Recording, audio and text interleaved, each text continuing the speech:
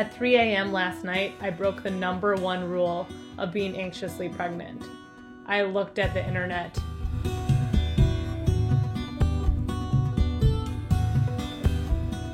After 3 hours of spiraling, I had some questions, specifically around hospitals banning support partners.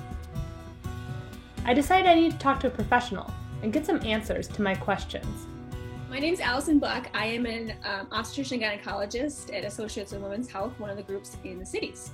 You can just kind of talk a little bit about what you know about this developing situation in New York and LA, about no support people allowed in delivery and labor. While this is unfortunate and not what we would want to ever happen, that it's the reason that it's happening is to protect the patient, and then also for the healthcare workers to decrease the limit of contacts they have with patients and partners. Even having one more person, while it seems like a little, just a slight increase in number of people, it does make a difference for the healthcare workers and their ability to stay healthy and continue to care for you. Is there anything you can say in terms of, what people are thinking here about this, what our policy currently is, and then kind of what would need to happen in order for this to kind of escalate from your personal opinion? We are putting an importance on having a support person in labor and delivery. The rest of the hospital, there are no visitors allowed for anyone except for compassionate care, or with pediatrics getting one adult visitor. So there is a priority for labor and delivery patients to have a support person, and we understand how important it is.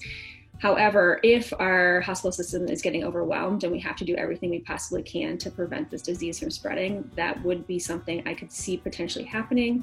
I think we're at least preparing ourselves as well as we can for something like this. I know it's unprecedented, but I think so far we're doing well, and I think part of that is because our governor has taken this very seriously, looked at the data, looked at the facts, and tried to do things that will decrease our chances of being overwhelmed.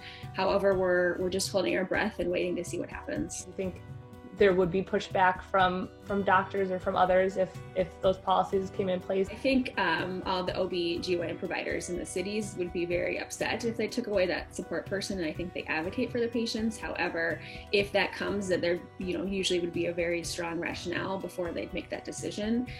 When you're pregnant, it's like you get wrapped up in your little world, and it's like, okay, these healthcare providers are supposed to be there for me, and we're also grateful for you to be there. But then at the same time, when restrictions start happening, you're like, wait, are they not looking out for me? We understand that this is, unprecedented times and very scary for our pregnant ladies. So we really are doing everything we can to reassure them and create an environment that they feel safe in, and provide them with a positive birthing experience.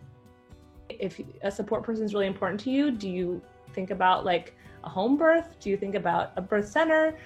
Things that I really hadn't considered myself before. And so I think outside of just even contracting COVID, what are your thoughts about people changing their birth plans that were, thinking about giving birth at a hospital? I recommend delivery in a hospital setting versus at home. And I think there are a lot of risks that go along with a home delivery. Potentially contracting, COVID-19 is one of them at this point. In terms of birth centers, I think they're wonderful places, but they don't have the same restrictions in hospitals that, currently do. I don't know what their screening policies are, so I can't really speak to the chance of developing disease there versus at a hospital. I do know the hospitals are doing everything we can to prevent the spread of disease. I'm hoping the birth centers are as well. And, labor and delivery complications arise. It doesn't always go smoothly, doesn't go to plan.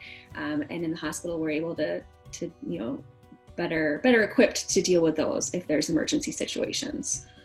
Yeah, so at the end of the day, if you decide to go through with hospital birth, and worse comes to worse and support partners are no longer allowed, do you have any hope to offer us about how to get through that experience? Even if that happens, there are support people in the hospital. The nurses are there to take care of you and help you through labor. And then sounds like doulas are starting a virtual doula program as well, which is fantastic. So even if the unthinkable happened and you couldn't have your support person there are still people that will support you through labor. Thank you so much for taking time out of your busy schedule to talk to us, Dr. Buck. I really appreciate your answers to my questions. talking to Dr. Buck actually made me feel a lot better right now about the possibility of having to give birth alone and all the people that are still there to support us in that process. But she also brought up some good questions about digital doulas and also birth center options. So I want to explore that next week on the program. Stay with me.